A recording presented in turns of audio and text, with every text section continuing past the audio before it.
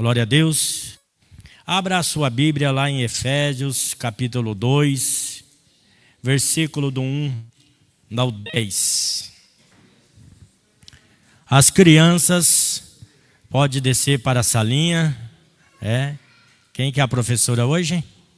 A professora Thalita vai descer com Matias, Davi, todas as crianças. Glória a Deus. Irmãos, permita eu contar um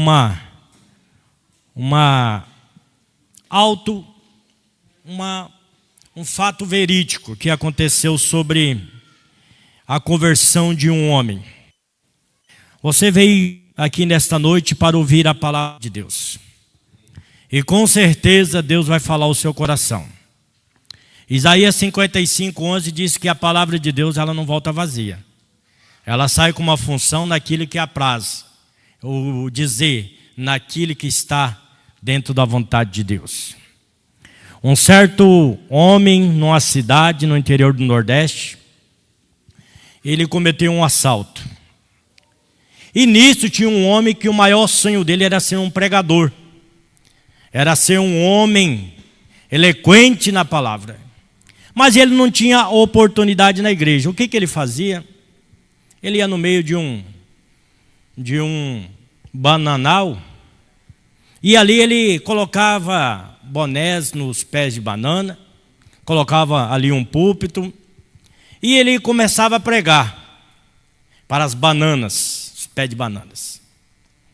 Porque Deus amou o mundo de tal maneira que deu seu Filho unigênito, pregando para os pés de bananeira. E alguns dias depois, esse homem cometeu um assalto, e a polícia correu atrás desse homem, e ele corre aqui, corre lá, de repente ele caiu no meio do mato e ele escondeu no meio das bananeiras. E ficou lá escondido, da polícia, e de repente chega ali o pregador. O lugar secreto dele pregar para as bananeiras. E ele chegou ali, e ele colocou ali o púlpito dele e começou a dizer para as bananeiras. E o homem no meio das bananeiras, ali escondido, com medo. E ele começou a dizer assim: porque Deus amou o mundo de tal maneira que deu seu Filho unigênito, para todo aquele que nele crê não pereça, mas tenha salvação. E aquele homem ouvindo essas palavras, e o pregador nem sabia que esse homem estava escondido entre as bananeiras. E começou a dizer: mas Deus prova o seu amor para conosco, que enviou Jesus Cristo para morrer por nós, sendo nós ainda pecador. Não importa o que você fez, você quer aceitar Jesus. De repente aquele homem sai do meio das bananeiras e fala: eu aceito Jesus. Eu quero Jesus. E ele fez uma oração para aquele homem foi embora e sumiu da cidade. Aí passou uns 10 anos, passou o carro, anunciando no alto-falante, e hoje virá um grande pregador nesta cidade que passou por aqui, foi um morador dessa cidade e ele se converteu aqui. E todos aguardavam ali, ansiosos para ver o grande pregador. E esse homem ali, pregador das bananeiras, foi lá ver quem era o pregador. E aquele homem de Deus agora, depois de 10 anos, voltando naquela cidade para testemunhar e falar do amor de Deus. E ele diz: há 10 anos, aqui nessa cidade, eu estava fugindo da polícia. E eu entrei no meio de umas bananeiras para mim se esconder. E ali um homem pregou a palavra e eu me converti. E hoje eu sou um pregador da palavra de Deus. A palavra de Deus, ela não volta vazia, irmãos. E nessa noite, se você abriu o seu coração, se você veio lá da sua casa, deixou o conforto, porque no frio é mais difícil. Você deixou o conforto porque você quer ouvir uma palavra. Você quer que Deus fale ao seu coração. Mas para isso você tem que abrir o seu coração. Então, vamos meditar na palavra de Deus que está em Efésios, capítulo 2, versículo 1 em diante. Paulo escrevendo à igreja de Éfeso, diz assim, ele vos deu vida, estando vós mortos em delitos e pecados, nos quais andaste outrora, segundo o curso desse mundo, segundo o principado e potestade do ar, o espírito que agora atua nos filhos da desobediência, entre os quais também nós andávamos outrora, segundo a inclinação da nossa carne, fazendo a vontade da nossa carne e dos pensamentos. Era como por natureza filho da ira, como os demais. Mas Deus, que é rico em misericórdia, e por causa do seu grande amor que nos amou, estando nós em nossos delitos, Ele nos deu juntamente com Cristo. Pela graça sois salvos. Juntamente com Ele nos ressuscitou e nos fez assentar nos lugares celestiais em Cristo Jesus, para mostrar no século vindouro a suprema riqueza da sua graça e bondade para conosco em Cristo Jesus.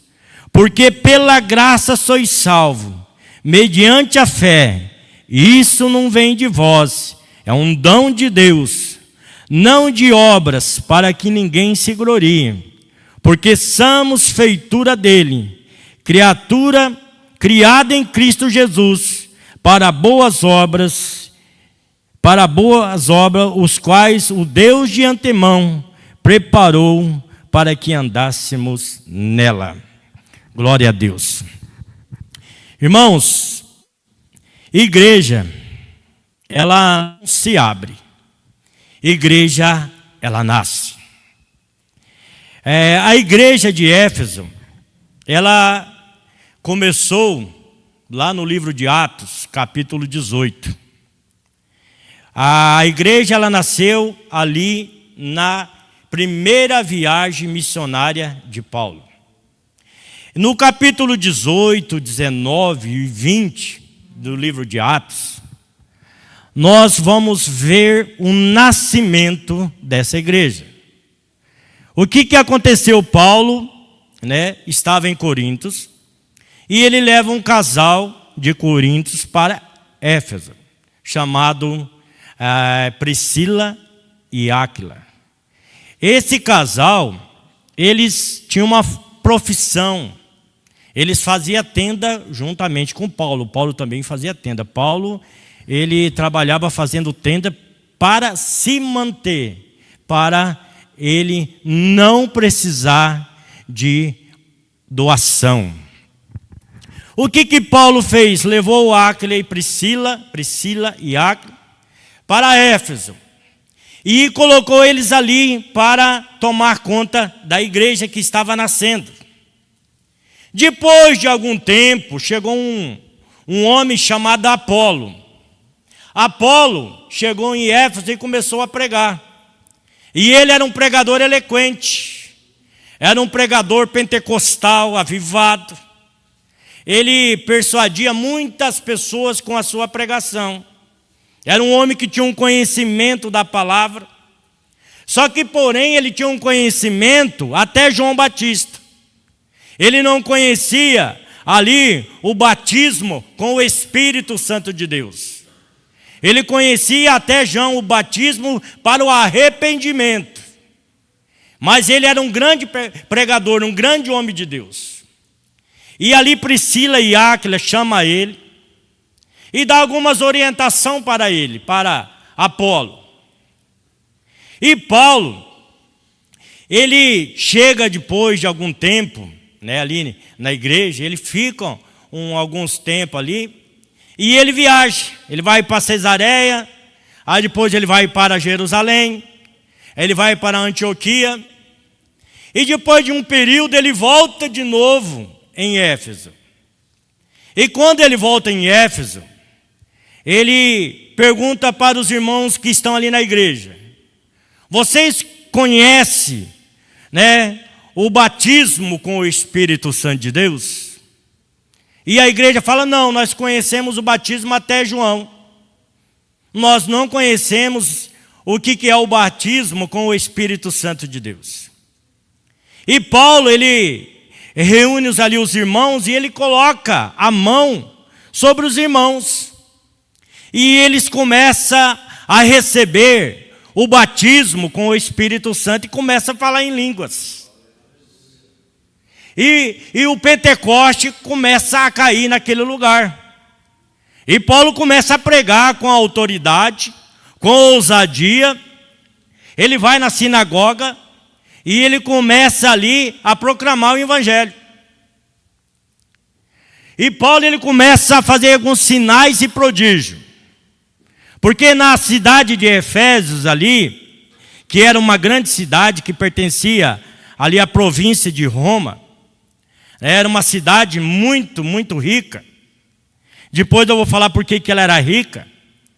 E Paulo começou a pregar com autoridade, com muitas ousadias.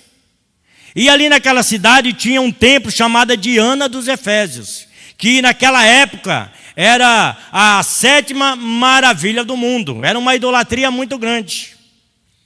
E Paulo começou a colocar a mão sobre as pessoas, orar, o batismo com o Espírito Santo acontecer. E de repente ali, Paulo fazendo tenda com Áquila e Priscila para sobreviver, de repente chegava alguém e falava, Paulo, tem alguém possesso, tem alguém que está enfermo lá. E Paulo fala assim, agora eu não posso ir, mas toque o meu lenço. E Paulo, então vai lá e coloca o meu lenço sobre o endemoniado. Ou então ele tirava o avental e fala assim, leva sobre a pessoa que está enferma. Quando alguém pegava aquele lenço de Paulo, ou então o avental, ele colocava sobre o endemoniado, o demônio ia embora. Quando colocava sobre uma pessoa que estava enferma, a enfermidade ia embora. E isso começou a abalar a cidade de Éfeso. Por quê? Porque ali era um grande polo de idolatria, que tinha a grande Diana dos Efésios. E começou um alvoroço naquela cidade. E as pessoas vendo esses sinais e prodígio, alguém começou a trazer os livros, começou a trazer ali, as imagens de idolatria, e começou a jogar, a queimar todos aqueles livros, aqueles pergaminhos, aquelas imagens.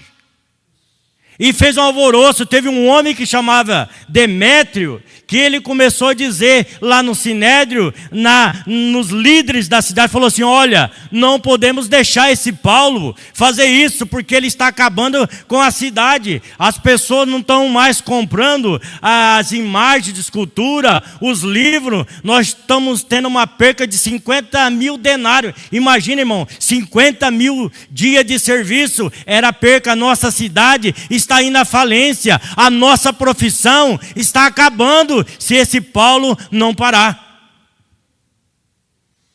Imagina só o que um homem de Deus, usado por Deus, ele faz numa cidade. Aí o que acontece? Paulo, eles quer apedrejar Paulo, e Paulo deixa Timóteo e ele continua a sua viagem. Porque Paulo era assim, ele era um apóstolo, ele abriu uma igreja, Deus tocava no seu coração, aí ele colocava alguém para cuidar, alguém para zelar. Ele deixou Áquila e Priscila, aí depois chegou Apolo, depois ele ficou lá um tempo, e quando ele partiu, ele deixou Timóteo. Sempre ele deixava alguém para cuidar da igreja. Aí agora, depois de algum tempo, Paulo ele escreve essa carta à igreja de Éfeso. Paulo, quando ele escreve essa carta, bem provável que ele estava preso em Roma, não nessa última vez que ele estava para ser morto, mas na primeira, aonde que ele estava numa casa alugada, que ele atendia as pessoas, que ali estava a guarda pretoriana e ele evangelizava. É bem provável que ele escreveu essa carta a Efésios, quando ele estava preso em Roma, na sua primeira prisão. E aqui Paulo está dizendo, ele vos deu vida, estando mortos nos vossos delitos e pecados. Irmãos, Olha o que Paulo fala, que nós estávamos mortos. Mortos por causa do quê? Pecado. A doença era o pecado. Mortos, o que quer dizer mortos? Separação. Uma pessoa morta, ele não tem sentimento, não tem emoção, não tem comoção. Mortos no pecado. E uma pessoa que está morta no pecado, ela está separada de Deus. Paulo diz assim, em Romanos 3, 23, porque todos pecaram e estão separados, destituídos da glória de Deus. Estão separados da glória de Deus, todos pecaram. O veredito de Deus diz assim, todos. Deus olhando do céu, não viu um justo sequer, um que não cometesse pecado.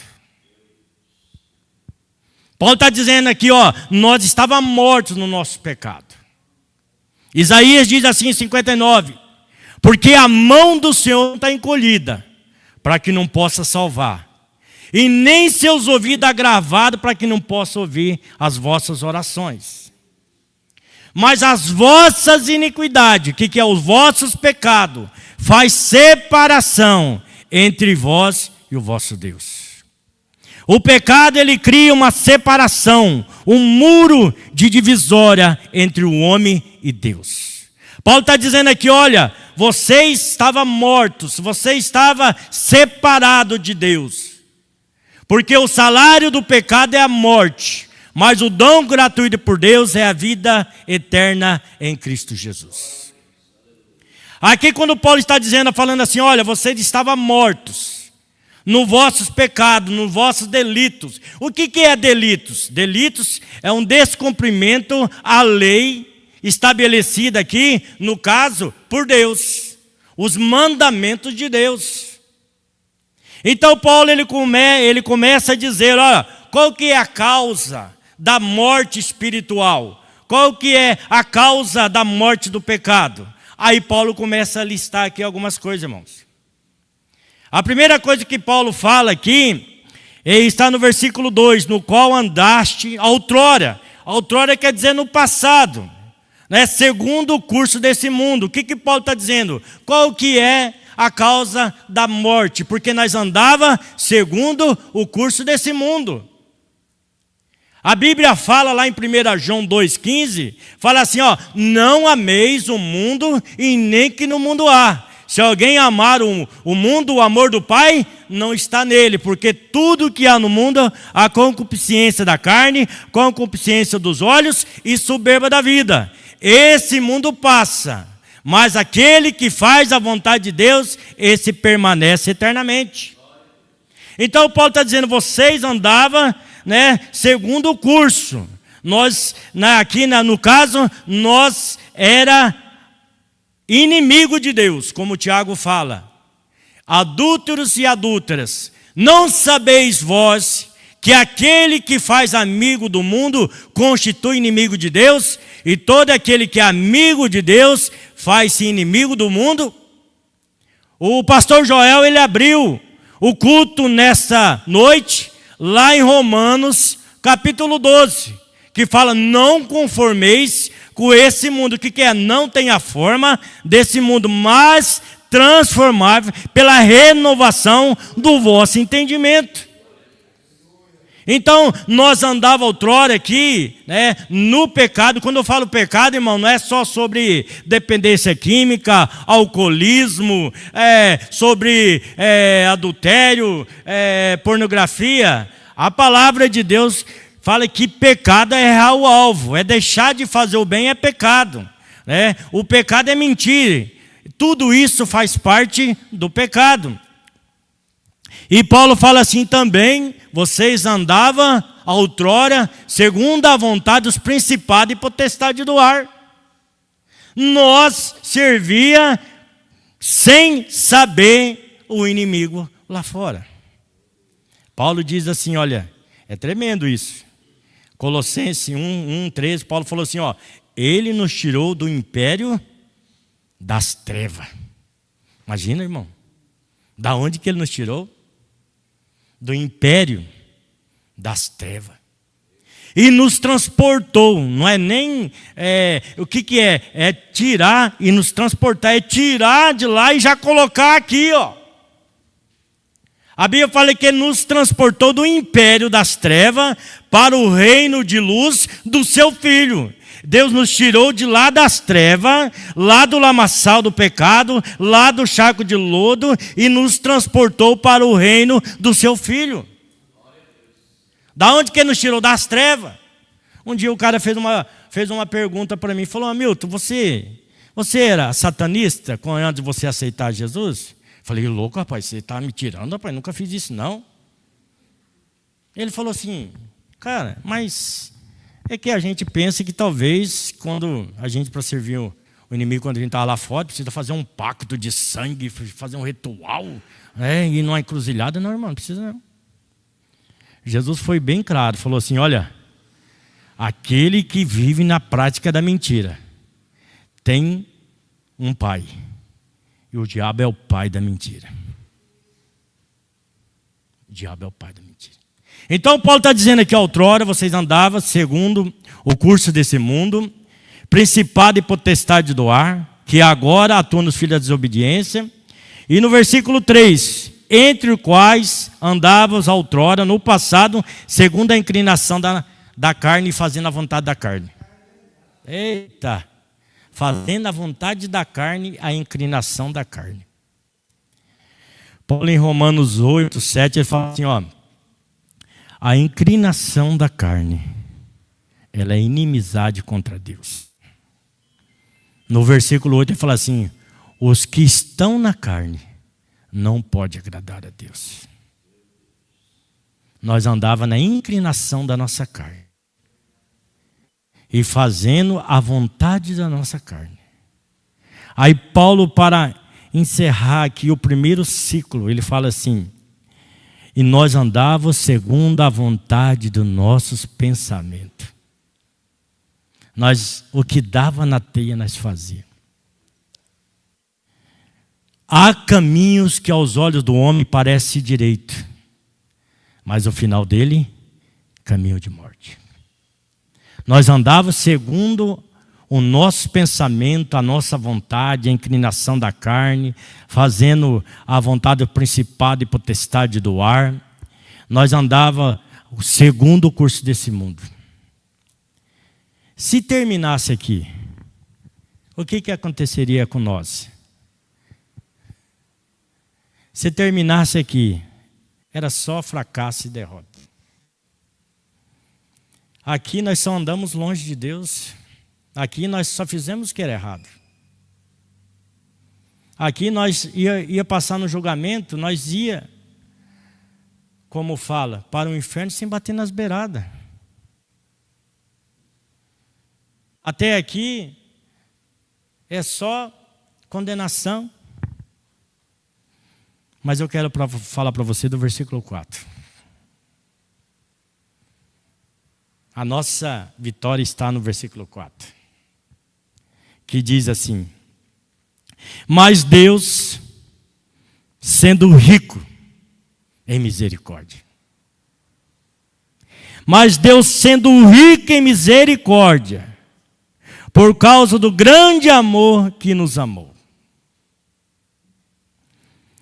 Misericórdia. Irmãos, a palavra misericórdia, ela tem uma junção.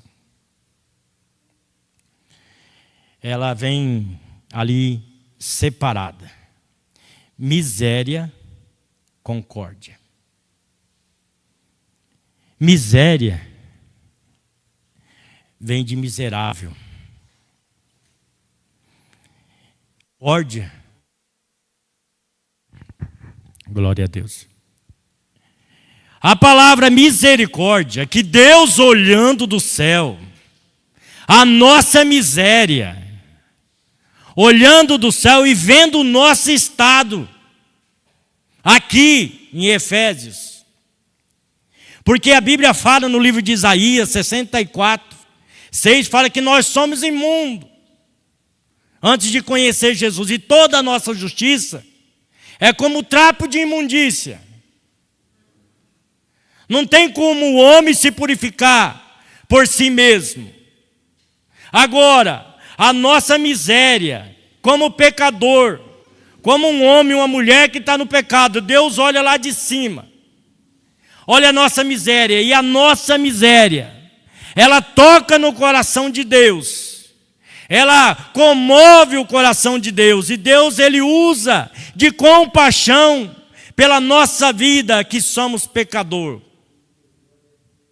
A misericórdia quer dizer que Deus ele não vai julgar pelaquilo que nós merecemos. A misericórdia é aquilo que nós merecia receber, e Deus não permitiu que nós recebesse. Nós merecia a condenação, e Deus não permitiu que nós recebesse a condenação. Isso é misericórdia de Deus sobre a nossa vida. Então eu e você nunca podemos esquecer da misericórdia de Deus sobre a nossa vida. Porque se fosse olhar aqui, nós merecia ser condenado. Nós não merecia a misericórdia, porque não fizemos nenhuma obra de justiça. Nós só andemos na contramão. Nós era como os demais. Nós ia entrar no julgamento. Por isso que o profeta Jeremias, ele diz assim, olha, as misericórdias do Senhor, ela se renova a cada manhã, e ela é a causa de não sermos consumidos. Nesse dia, irmão, que você levantou, nessa manhã, você colocou o seu pé no chão, não é porque você e eu merecem, não, é porque Deus falou assim, olha, você tem mais um dia, mais uma oportunidade, porque a minha misericórdia está sobre a sua vida. Misericórdia, vou contar um fato que aconteceu nos Estados Unidos. Um rapaz, ele cometeu um crime, e ele foi sentenciado à morte pelo governo americano. E ali, faltando 15 dias para ele ser executado, a sua mãe escrevia uma carta para o presidente: tenha misericórdia do meu filho. E o presidente não respondia. Na outra semana ela escrevia: tenha misericórdia do meu filho. E nada de resposta. No último dia, ela escreveu, implorou, falou assim: tenha misericórdia do meu filho. E aí o presidente falou assim: não, mas ele não merece. Ele cometeu um assassinato, ele não merece. Ele não merece ser absolvido. E ela escreveu, falou assim: eu estou pedindo misericórdia. Eu não estou pedindo que ele merece, eu estou pedindo misericórdia, que é um favor não merecido. E assim é o que Deus fez comigo e com você. Quem merecia estar lá na cruz era eu e você. Quem merecia morrer lá era eu e você. Mas Jesus foi lá e morreu no nosso lugar, porque Ele teve misericórdia de nós. Então Paulo, ele usa essa palavra, misericórdia. Não esqueça, irmão, duas palavras que você não pode esquecer: misericórdia e graça na vida do cristão. Aí Paulo, ele diz assim: mas Deus que é riquíssimo em misericórdia, riquíssimo em misericórdia e grande em amor, com que nos amou. Deus é amor. O apóstolo João, ele diz assim em João 3,16: porque Deus amou o mundo de tal. Não teve como medir. Ele não teve como expressar o tamanho de Deus. Não teve como pegar uma regra: Deus ama até um certo ponto. Ele diz assim: porque Deus amou o mundo de tal maneira, não teve como explicar o amor de Deus. Porque é grande demais. O amor de Deus é muito grande, é de tal maneira que deu o seu Filho unigênito para ninguém, irmãos, perecer. Ninguém perecer, mas que todos têm a vida eterna em Deus. Deus é amor. O apóstolo Paulo, ele diz lá em Romanos 5,8: Diz, mas Deus prova o seu amor para conosco, que enviou Jesus Cristo para morrer por nós, sendo ainda nós pecador. Imagina só, irmão, se Jesus tivesse esperado, falar, não, meu, eu vou amar você, depois que você parar de beber, aí eu vou te amar. Quando você parar de fumar, eu vou te amar. Quando você começar a ir na igreja, eu vou te amar. E eu vou fazer uma pergunta para você. Você hoje está aqui, ó, sentado no banco, servindo a Ele. E você pode pensar assim, hoje Deus me ama mais? Não, irmão. Hoje você pode ter um tratamento diferente como filho. Mas Deus, Ele te ama, te amou quando você estava lá no pecado, te ama quando você está aqui, vai te amar você eternamente. Porque Deus é amor. Deus, Ele não esperou você fazer uma obra de justiça, você fazer um mérito, não. Ele nos amou mesmo quando nós estávamos lá no pecado, quando nós estávamos dessa forma aqui, andando segundo o curso do mundo, fazendo a vontade dos principados e potestades, andando segundo a inclinação da nossa carne, fazendo a vontade do nosso pensamento, mesmo assim Ele nos amou e sempre vai nos amar. Mesmo que eu abandonar Ele, Ele jamais vai deixar de me amar. Porque Deus é amor. O apóstolo João, lá em 1 João, ele fala assim, olha, vede quão grande amor nos concedeu ao Pai, ao ponto de ser chamado Filho de Deus. Ao ponto de ser chamado Filho de Deus, não criatura, mas Filho de Deus. Porque Deus, Ele é grande em amor e rico em misericórdia. Aí Paulo, ele diz assim no versículo 7 e 8. Vou colocar o versículo 6. Juntamente com Ele nos ressuscitou e nos fez assentar nos lugares celestiais em Cristo Jesus. Olha, irmão. No começo nós estávamos morto em nossos delitos sem pecado. Aqui nós estava condenado. Até o versículo 4, ali do 1 ao 3, condenado. Aí no 4 ele usa de misericórdia e do seu amor. E aqui fala que agora ele já nos colocou nos lugares, assentado nos lugares celestiais. Oh, glória! Deus é bom, irmão. Por isso que fala aqui a bondade de Deus. Nós estávamos condenados no pecado, andando segundo o curso desse mundo. Agora Ele usou de misericórdia e o seu amor, e agora nos fez assentar juntamente com Ele nos lugares celestiais. Que transformação, que mudança radical, que amor, misericórdia de Deus é esse, um Deus que nós servimos. Agora entra a última palavra que eu quero falar para você, que é a graça de Deus. No versículo 8 fala assim, porque pela graça sois salvo, mediante a fé. Isso não vem de vós, mas é dom de Deus, não de obra para que ninguém se glorie. O que é a graça de Deus? A graça de Deus, ela tem um significado quase igual com a misericórdia de Deus. A misericórdia de Deus nós merecia receber o castigo e Deus não permitiu que nós recebêssemos o castigo. E a graça de Deus é que nós não merecíamos o céu e Ele nos deu o céu sem nós merecer. Olha como é tremendo.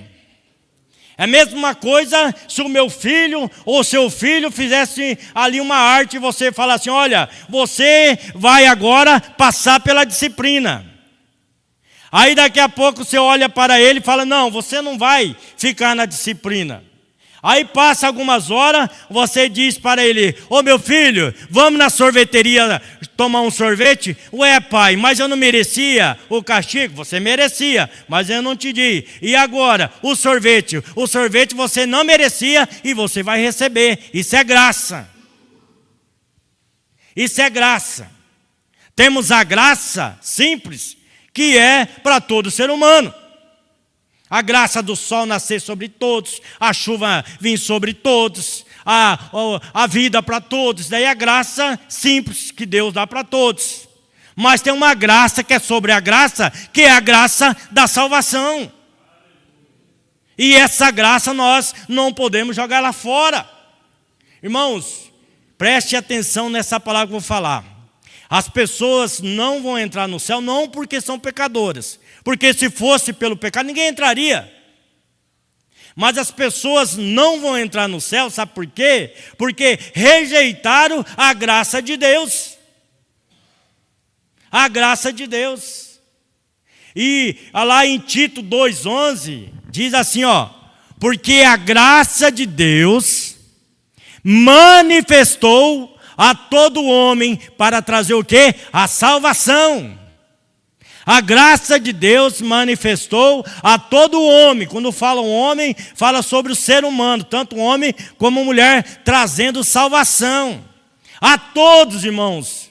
Porque lá em Timóteo 2, versículo 4, 1 Timóteo, fala que todos chegam ao pleno conhecimento da salvação, para que ninguém se perca. Deus não quer que ninguém se perca, que ninguém perda a salvação, que todo homem chega ao pleno conhecimento da salvação, que seja salvo. Não é por obra, não é por mérito, não é por obra de justiça, não é pelo que nós fazemos ou fizemos, mas é pelo aquilo que Jesus fez em nossa vida, morrendo no Calvário pelo nosso pecado. Irmão, Deus não quer que ninguém vá para o inferno. O inferno foi feito por diabo e os seus anjos. Deus enviou Jesus para que ninguém se perca, para que todo chega ao pleno conhecimento da salvação, que todo homem chega à salvação, ao céu.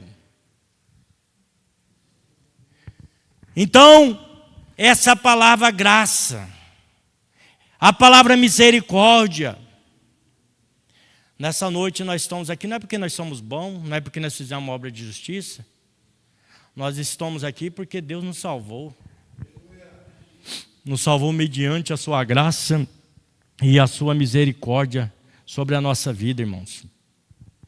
Graça é quando Deus nos concede, quando Deus nos concede o bem que nós não merecemos. É o bem, qual que é o bem? A salvação. A vida eterna. Não tem dinheiro que compre a sua salvação, irmão. Não tem dinheiro que pague a sua salvação. É pela graça. É pelo aquilo que Jesus fez na cruz do Calvário. Glória a Deus.